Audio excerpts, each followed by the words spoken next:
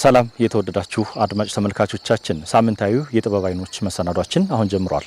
የአማራ ሚዲያ ኮርፖሬሽን ከወልዲያ ዩኒቨርሲቲ ጋር በትብብር የሚያቀርቡት የጥበብ አይኖች መሰናዷችን የዛሬ ርዕሰ ጉዳያችን የሚሆነው በዩኒቨርሲቲው ግቢ ውስጥ የተቋቋመው የእጽዋት ማዕከል እሱንም የምናስዳስሳችሁ ነው የሚሆነው። የእጽዋት ማዕከሉ በምን ያክል መሬት ላይ ያረፈ ነው? ምን አይነት እጽዋቶችን ይዟል? መሰረተ ዓላማውስ ምንድነው?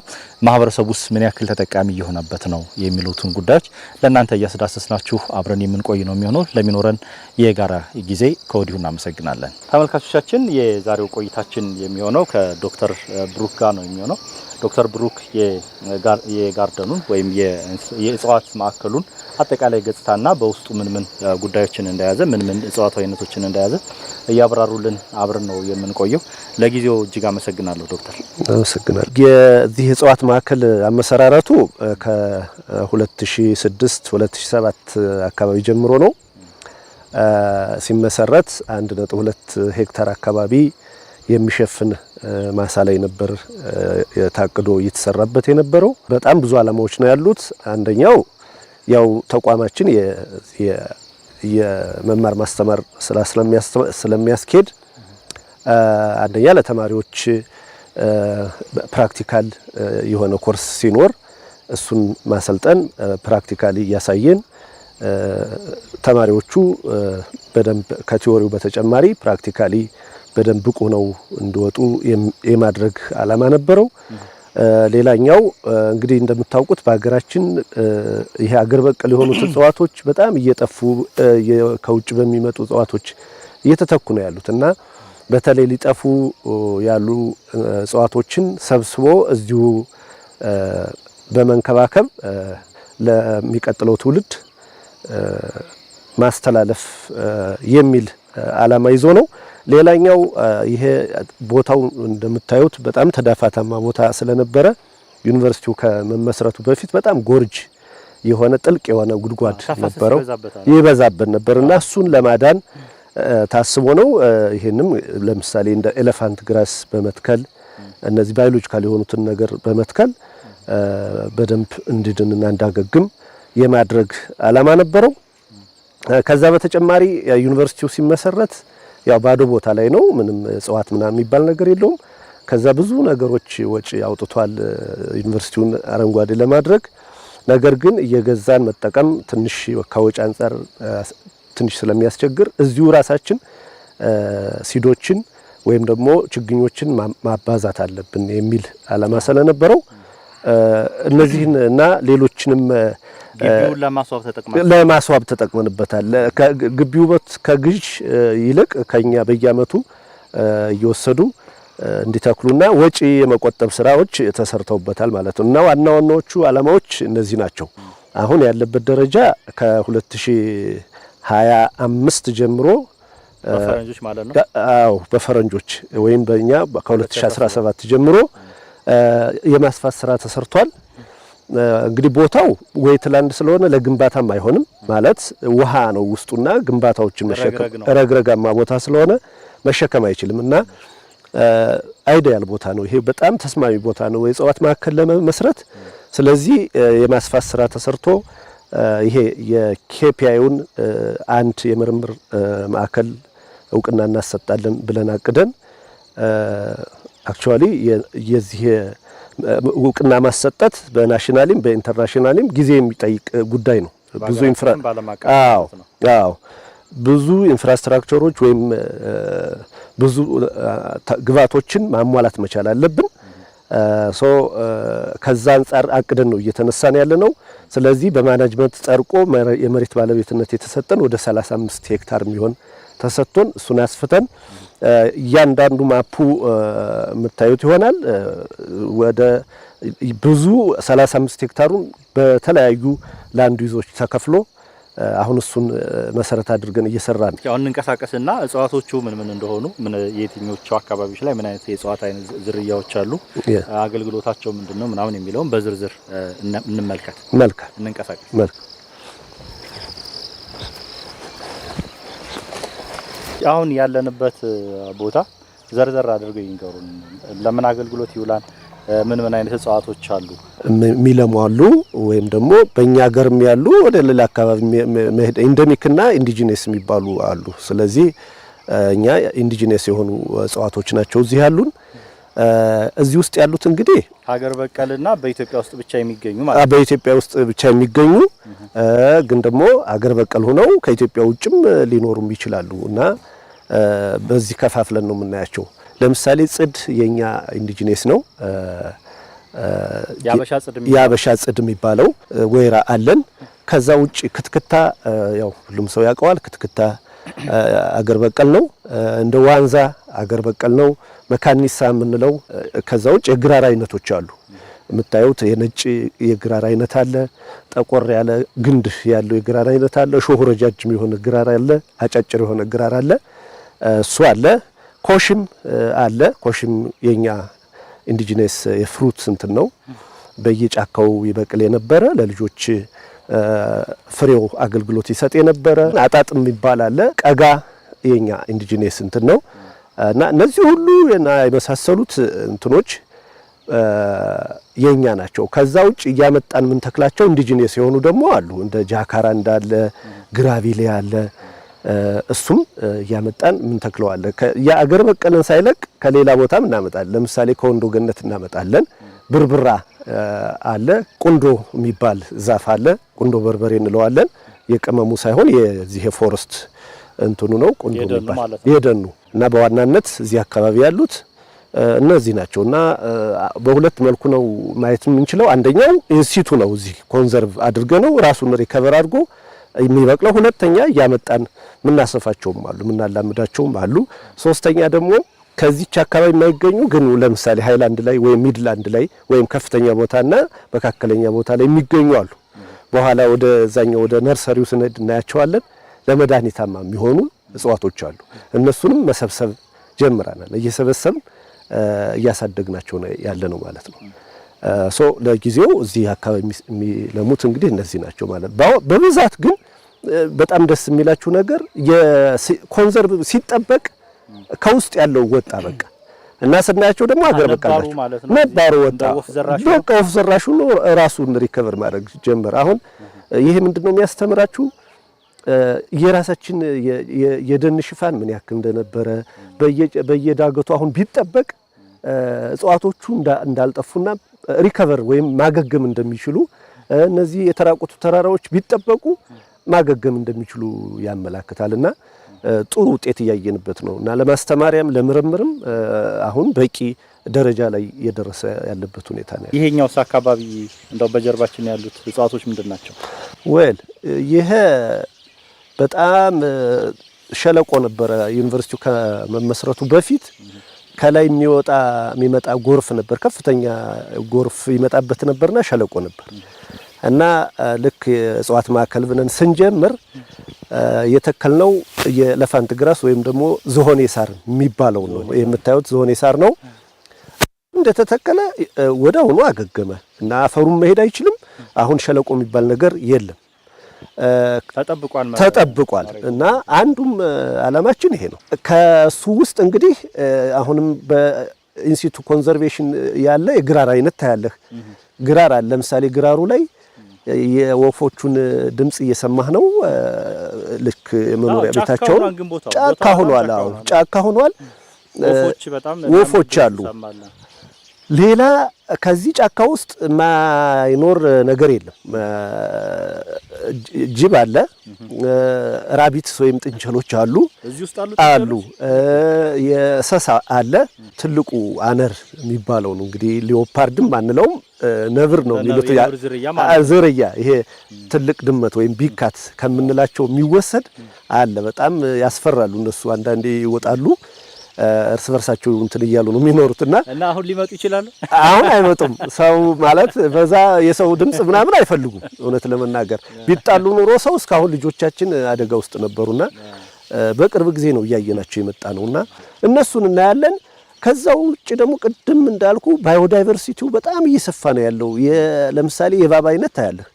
እኔ አንዳንዴ በጣም ያስፈራኛል። ጥቁሩ እባብ ይመጣል ግን ዶሳይል ነው፣ ብዙም አይጣላህም። ነጭ አይነት እባብ ታያለህ። የተለያዩ ቀይ ከለር ያለው እባብ ታያለህ። ከዛው ውስጥ ደግሞ በተለይ እነዚህ ዞኦሎጂስቶች ገብተው ቢያጠኑት በጣም ብዙ አይነት የጥናት አቅም ያለው አካባቢ ነው። ፋውናስ ኤንድ ፍሎራስ የምንላቸው አይነት አሉ በቃና በጣም የሚያስደስት ነገር ይሄ ነው። ይሄ ደግሞ ያደረገው ምንድነው የርጥበት አካባቢ መኖሩን ዌትላንድ መኖሩንና ጫካ መሆኑን እና የኛ ዩኒቨርሲቲ ለሌላ ጥቅም ስለማይውል በከፍተኛ ደረጃ ይሄንን አይቶታል ምን አይነት አቅም እንዳለውና ቦታው ከዚህ ውጭ ለሌላ ጥቅም አይውልም። ይሄ ብቻ ነው ጥቅሙ እና እኔ ተመራማሪዎች አሁን ሜዳው መደላድሎ አለ መስራት መቻል አለባቸው የሚል ሐሳብ ነው ያለኝ። የተማሪዎችን ምርጫ ወልዲያ ዩኒቨርሲቲ መሆን አለበት። አዎ አይ እሱ ብቻ አይደለም አሁን ወደ ኋላ ስትሄዱ አሮማቲክ ፕላንቶችን ታያላችሁ፣ ሜዲሲናል ፕላንቶችን ታያላችሁ። ምናልባት እዚህ ጋር ያሉትን እንስሳዎች እናንተ ናችሁ ያመጣችኋቸው ወይስ በራሳቸው ጊዜ ምቹ ከባቢ ፈልገው የመጡና ራሳቸውን እዚህ ያስቀመጡ ናቸው? እንስሳት አላመጣንም እኛ። ቅድም እንደነገርኩ እንስሳቶች ምቹ አካባቢ ሲኖር ይመጣሉ በራሳቸው። አሁንም እኛ ከዚህ የበለጠ ነው መስራት የምንፈልገው። ይሄ የምታየው በጣም ሸለቆ ሰርቶ ነበረ፣ ጎርፍ በጣም ሸርሽሮት ነበረ። ከዚህ ከጋቢዮኑ በተጨማሪ ጋቢዮኑ እዚህ አለ ባዮሎጂካል የሆነ ነገር ለምሳሌ አፈሩን በደንብ አድርጎ ይዞ ሊያገግም እንዲችል የሚያደርግ ነገር እንደ ጭረት አይነት የዝሆን ሳር ይሄ ኤሌፋንት ግራስ የምንለው ስንተክልበት ኢሚዲየትሊ ሪከቨር አድርጎ አሁን ኦልሞስት ጎርጁ እየጠፋ ያለበት ሁኔታ ነው ያለው እና አንዱም ዓላማው ጋርደኑ እንደዚህ ሰርቶ ማሳያ ለፐብሊክም ለህዝብም ክፍት ስለሚሆን እነዚህ ነገሮች ለተማሪዎቻችን እናስተምርበታለን፣ ለማህበረሰቡም ክፍት አድርገን የማሳየት ስራ እንሰራበታለን ማለት ነው። እንግዲህ በሀገራችን ከታወቁ አገር በቀል እጽዋቶች አንዱ ነው እና ጫካዎች እየጠፉ ሲሄዱ እሱም ራሱ ወደ መጥፋት አቅጣጫ እየሄደ የነበረበት እንትን ነው። እዚህ ጋኛ ግን ኢንስቲቱ ኮንዘርቬሽን ተጠቅመን ወደ ነበረበት እየመለስ ነው። እዚህ ደረጃ ላይ እየደረሰ ነው ማለት ነው። ሚልበሪ ወይም እንጆሪ እንለዋለን። ይሄ የአውሮፓ ያለው እንጆሪ ሳይሆን ወይም ደግሞ የውጭ ላይ የምናየው እንጆሪ ሳይሆን የአገር በቀል እንጆሪ ነው። በየጫካው አካባቢ ይገኛል። አሁን ይሄ ደረጃው የረፍት ጊዜው ነው። የረፍት ጊዜ ሲሆን የቅጠሉ መርገፍ ምናምን ታዩታላችሁ። የተለያየ ባህሪ ነው ያለው።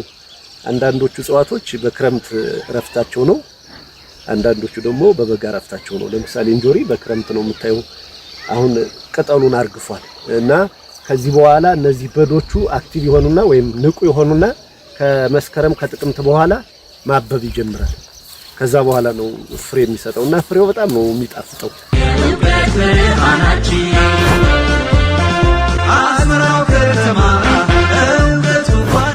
እቺ ቀጋ ነች። ቀጋ ያው የኛ አገር በቀል እጽዋትና ፍሬ ከሚሰጡ እጽዋቶች አንዷ ነች እና በጣም ውብ ናት።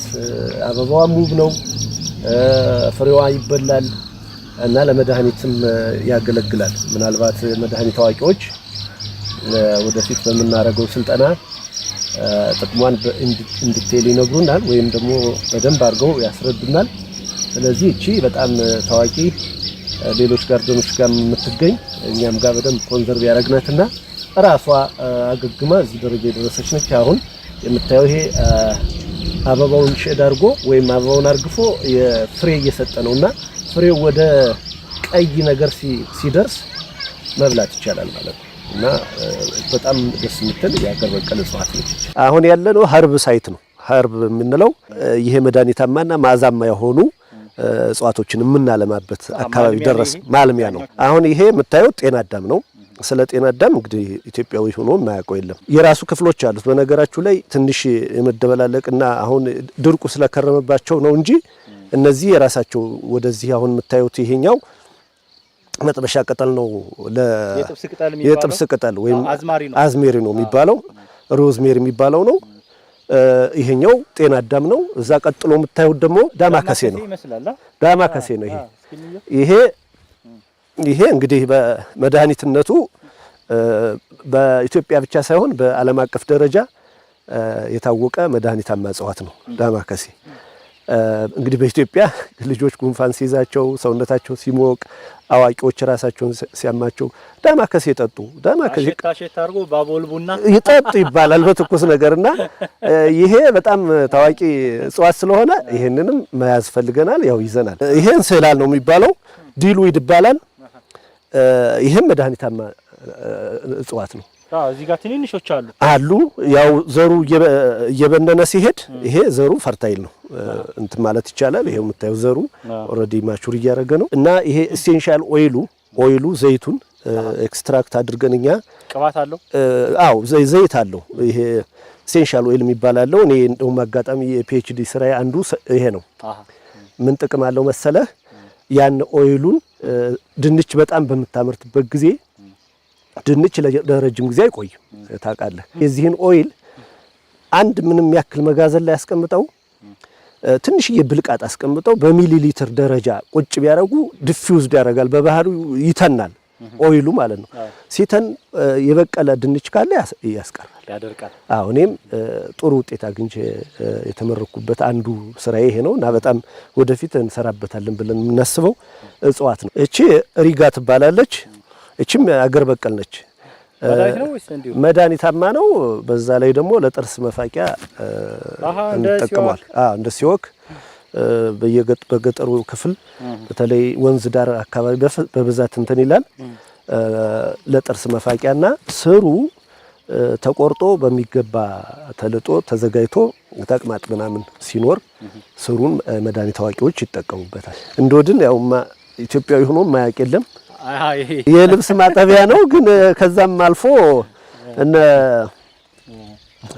ፕሮፌሰር አክሊሉ ለማ በዓለም አቀፍ ደረጃ የታወቁበት ስም ያተረፉበት በአገር በቀል ብርቅዬ እጽዋታችን ነው ለኛ ለአካባቢው ማህበረሰብ እንደዛሬው ሳሙና ኦሞ ምናምን ሳይመጣ በእንዶድያ ልብሱን እያጠበ ከዚህ ከዘመኑ አንደኛው ክፍለ ዘመን የደረሰበት ትልቅ እጽዋት ነው ግን ጊዜ ያሳልፈውበታል እውነት ለመናገር ይሄንን እጽዋት በጣም ነው የምወደው እኔ ያው ከገጠሩ ኢትዮጵያ የመጣው ስለሆነ ስለማቀው በጣም የምወደው እጽዋት ነው ይሄንን አምጥተነዋል ይሄ ግራዋ ነው እንግዲህ ግራዋን ማያቅ የለም በጣም መራራ ነገር ግን በጣም በፈውስ በመስጠት ረገድ ታዋቂ የሆነ እጽዋት ነው እና ዘፋኞቹም መረር እንደ ግራዋ የሚሉት ዘፈን አላቸው በጣም ነው የሚመረው ነገር ግን ያን መራራ ተቋቁመህ በጠጣህ ሰዓት ከውስጥ ያሉ የተላትል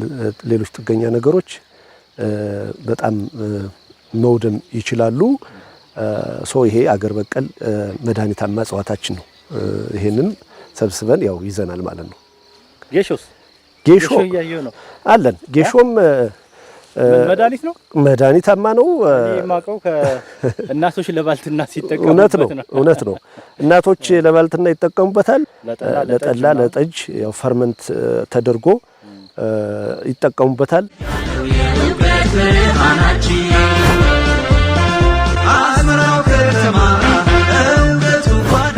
ይቺ ኮሶ ነች ኮሶ ያው ሁላችሁ የምታውቁ ይመስለኛል በኢትዮጵያ የባህላዊ መድኃኒት ትልቅ ግምት የሚሰጠውና በትልቁ አገልግሎት የሚሰጥ አገር በቀል እጽዋት ነው ፍሬው ተወቅጦ ለዚህ ለኮሶ መድኃኒት የሚሆን ነው ይሄ ስሚዛ ነው የምንለውና ለመድኃኒት በጣም የታወቀ እጽዋት ነው ይሄንን ለመግለጽ እንግዲህ የወሎን ባህል በደንብ መግለጽ ተገቢ ይመስለኛል ይሄ እጽዋት አደስ ይባላል አደስ እንግዲህ በወሎ ትልቅ ቦታ የሚሰጠው ነው ዋው እንደውም እንግዶች ሲመጡ እንደ ከሸንኮራ አገዳ እና ከአርቲ ወይ ባሽኩቲ የሚባለው ተጨማሪ ይሄ በእጃቸው ይሰጣቸዋልና ይሄ ለእንግዳ መቀበያ የተለየ ሽታ የተለየ ጥቅም ስላለው ነው እና ይሄ አደስ ይባላል ጥቅሙን በሚመለከት እንግዲህ የወሎ ጭስ ሲባል ሰምታችሁ ከሆነ አደስ ከግባቶቹ አንዱ ነው እና yes በጣም ጥሩ መዓዛ ያለው እጽዋት ስለሆነ ለወሎ ጭስ መቀመሚያ ያደርጉታል አንድ ግባት ነው ሁለተኛ እናቶቻችን ቅቤ ሲቀቡ አደስ ፈጭተው ቅቤው ጋር ይጨምራሉ ቁኒ ይሉታል እነሱና ይሄ ነው መጥፎ ቅቤ ሲቆይ መጥፎ ሽታ እንዳያመጣባቸው ተቀብተው ሲሄዱ ጥሩ መዓዛማ የሆነ ሽታ እንዲኖረው ያገለግላል። የፀጉር ቅቤ ጥሩ ያደርጋል እና ጥቅሞቹ እነዚህ ናቸው። መድኃኒት አዋቂዎች ከመጡ ደግሞ መድኃኒት ማን እንደሆነ ይነግሩሃል። ይሄን እንግዲህ በቅንጅት ወደፊት ምን ሰራው ስለሆነ አንድ እጽዋቶች አንድ ጥቅም ብቻ አይደለም ያላቸው። ይሄ ያው የኛ የአገር በቀልና በየቁጥቋጦ በየጫካው የምትገኝ ለንብ ቀሰም በጣም ቆንጆ እንትን ያላትና አንዳንዴ አልፎ አልፎ ማጠንት የሚጠቀሙበታል። ሽታው በጣም ደስ ይላል። በጣም ደስ መሽተት ብቻ ሳይሆን ይሄ የማጣበቅም ባህሪ ያለው ቅጠሉ የማጣበቅ እና የምታያቸው ከሆነ አሁን ትንኞች፣ ንቦች ምናምን ያንዣብባሉ እና በጣም ለቀሰሙ ይሄው ንቦቹ ያርፋሉና በጣም ለንብ ቀሰም በተለይ ንብ አርቢዎች ከሴ በንባቸው በቀፏቸው አካባቢ ቢያስቀምጡ የተሻለ ውጤት ያገኛሉ። ይችንም እንደዚሁ እዚህ ሰብስበን እየጠበቅናት ነው ማለት ነው። እስካሁን ቅመም መሆኑን አልሄድኩበትም። ሜቢ ሽታውን አይተህ ሊሆን ይችላል። አዎ የሚሸት ሁሉ ግን ቅመም ይሆናል ማለት አይቻልም። ምናልባት የራሱ ሳይድ ኢፌክት ቅመም ቢሆን እናቶቻችን እስካሁን ይሰጡን ነበር፣ አይተውትም ነበር። ለእንትን ግን ይጠቀሙበታል። ለወተትማ ነገርኩህ፣ እቃ ያጥቡበታል፣ ያጥኑበታል እና ቅቤው ራሱ ከለሩን ነው የሚመስለው፣ እንደዚህ ቢጫ ከለር ያለው ቴስቱም ራሱ ይለያል። የወተቱ የቅቤው የእርጎ የተለየ ነው። እቺ አሽኩቲ ነች። እቺ አዎ መዓዛማ ጸባይ ካላቸው አትክልቶች የምትመደብ እጽዋት ስለሆነች በጣም ጥሩ ሽታ አለች። አጎሳቁሎታል እንደነገርኳችሁ ያው እያጠጣን መልች እያረግን ነው የከረም ነው። ይሄው የምታዩት ተቀርቶ ተጠጥቶ ነው ይሄ እንግዲህ እንትን ያለውና ነፍሱ የተረፈ አሁን ወደፊት ምንድነው እቺ የሱ አካባቢ ናት። እቺ ኦኬ ምስርች እንግዲህ አገር በቀል እጽዋቱና ለወተት ማጠንት፣ ለወተት ማጠቢያ እና ለተለያዩ አገልግሎት የምትውል ጫካ አካባቢ የምትገኝ አሁን በኢንዳንጀርድ ሆነች በመጥፋት ላይ ያለች እጽዋት ስለሆነች ይሄንን በሰብስበን እንትን እያልነው ነው የምታዩት። ከራሱ ያፈላል ከቂጡ እየወጣ ስለሆነ ይሄንን እንግዲህ ማስፋት ስንፈልግ ከስር እየነቀልን መትከል እንችላለንና እቺን በመሰብሰባችን በጣም ደስተኞች ነን። ከያየህት የሽትትከትም እያየህት ታች ስለምጠቀም አርቲ ነው። ይሄ አርቲ ነው። ናትራም ይባላል። ስሙ ነው። አዎ ስሙ ነው፣ ግን አርቲ ነው በዋናነት ወይም ደግሞ በገጠሩ የአገሪቱ ክፍል የሚታወቀው። ልጃገረዶች እንደዚህ ያደርጉታል። አሽኩቲ ጋር ያርገው እዚህ ሲጀምራቸው እውነት ነው። ቅድም እንደነገርኩ ካደስ በተጨማሪ ወሎን ስታነሳ አርቲን ታነሳለህ፣ አሽኩቲን ታነሳለህ። ምንድነው ለምንድነው በየቦታው ወሎ ጭስ እየተባለ የሚሸጠው አሷም እንትናት ግባት ናት፣ ቅመም ነች፣ ትገባለች እሷ አብራ እና በጣም ሎካሊ በጣም ይጠቀሙበታል። ይሄን አሮማቲክ ስለሆነ ወይ ኤክስትራክት አድርገው ኦይሉን ብትጠቀም ወይ ደግሞ በተለየ መልኩ ብታረግ። አሁን እስካሁን ድረስ ማህበረሰቡ የጭስ ኢንግሪዲየንት አድርጓ እንትን ብሎ አሳየን አይደል? እኛ ፈርዘር መስራት አለብን። በብዛት ባዮማሱን ጨምረን የተመራማሪዎች ስራ ነው። ይሄ ጠጅ ሳር ነው የሚባለው። ጠጅ ሳር እንግዲህ እናቶቻችን አሁንም ለቤት ጥሩ መዓዛ ያለው እንትን ስለሆነ ያጨሱታል፣ ለጭስ ይጠቀሙበታል እና ለመዓዛማ እንትን ይጠቀሙበታል። ቤታቸውን ለማስዋብ ጥሩ ሽታ እንዲኖረው ለማድረግ ይጠቀሙበታል። ነገር ግን ከዘመናዊ የሳይንስ እንትን አኳያ በጣም ለምሳሌ ሽቶ ሳሙና የምትጠቀም ሲሆን አንድ ግብዓት ነው።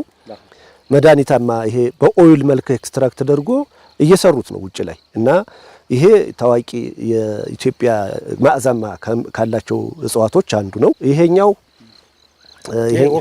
ወፈር ይላል። አዎ የስ ሽታውም ቅጠሉም እንትኑም የተለያየ ነው። ይሄ የሎሚ ሳር ይባላል። ይሄ ሎሚ ነው የሚለው። አዎ ለዛ ነው ከሎሚ ሽታ የተወሰደ ስለሆነ የሎሚ ሳር ይባላል። ይሄም እንደነገርኩህ ይሄም ለሜዲሲናል ፐርፐዝም ይውላል። ለሽቶ ሳሙና እንደ ግብዓትነት መጠቀም ይቻላል። መልካም። አሁን እዚህ ጋር የመዓዛ ተክሎች እንዳየዋቸው በአብዛኛው የተለያየ ፕሮግራም ሲካሄድ እዚህኛ አካባቢ ጋር ከሳር ጋር እየተነሰነሱ ወደ ፕሮግራሙ ክፍል ውስጥ ስትገባ ደስ የሚል መዓዛ እንዲሸት አላቸው። ልጃገረዶች ደግሞ በአብዛኛው ለመዋቢያ የሚጠቀሙባቸው እና ጠረናቸውን ለመቀየር ምናምን የሚጠቀሙባቸው ነገሮች በብዛት አይቻሉ። ስለዚህ ጥልቅ የሆነ ምርምር ተሰርቶ ከዚህ ባለፈ ፕሮሰስ ተደርጎ ምርት ላይ ማዋል እንዳለባቸው ነው። ይሄስ ምንድነው? ልጃገረዶቹ ምን አይተው ነው እዚህ የሚያረጉት? ምን አይተው ነው የሚያሸቷቸው? ምንድነው ያንን ኃላፊነት ያመጣው? እንዲሸት ያረጋው ኮምፓውንድ ምን ቢኖረው ነው የሚለውን ነገር ተመራማሪዎች ናቸው የሚመልሱት። ለኢንግሪዲየንት ስናረግ ይሄ ምንድነው? እንዴት አድርጎ ሄዶ ነው? ምን ያክል ፐርሰንት ብንጠቀምበት ነው? የኦይሉ እንትን ምን ያክል ስትሬንግዝ ነው የሚለውን ነገር በደንብ መስራት ይጠይቃል እና ጊዜ ይጠይቃል፣ ትግስት ይጠይቃል። ቁጭ ብሎ ላቦራቶሪ ማደር መዋል ሊጠይቅ ይችላል እና አሁንም እንደው ጥሬን ማቀርበው አለን፣ በቃ ሩሙ አለን። ሰብሰብ አድርገው በቴማቲክ ሪሰርች ነው አሁን ፕሮግራማችን። በዛ ቢመጡ በአገር በቀል እውቀት ወይም ኢንዲጂነስ ሪሰርች አለ አይደለ፣ በዛ ውስጥ መምጣት ይችላሉ።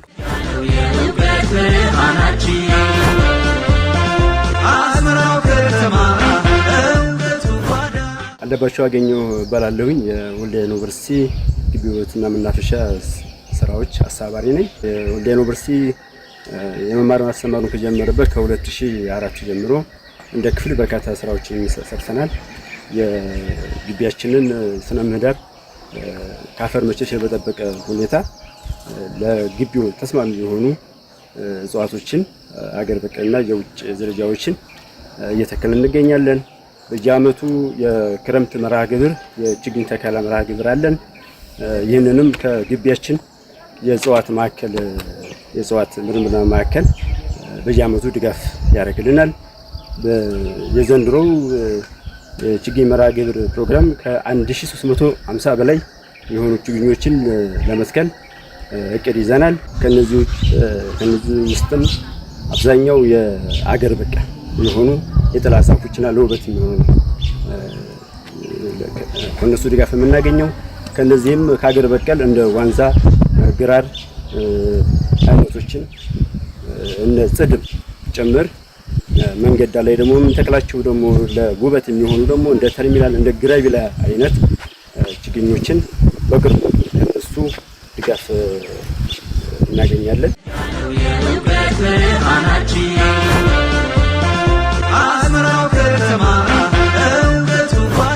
የተወደዳችሁ ተመልካቾቻችን ለዕለቱ የነበረን ፕሮግራም ይህንን ይመስላል። ለነበረን አብሮነት እጅግ እናመሰግናለን። ከቀሪ የአማራ ሚዲያ ኮርፖሬሽን ዝግጅቶች ጋር ጥሩ ጊዜን ተመኘው። ጤና ይስጥልን።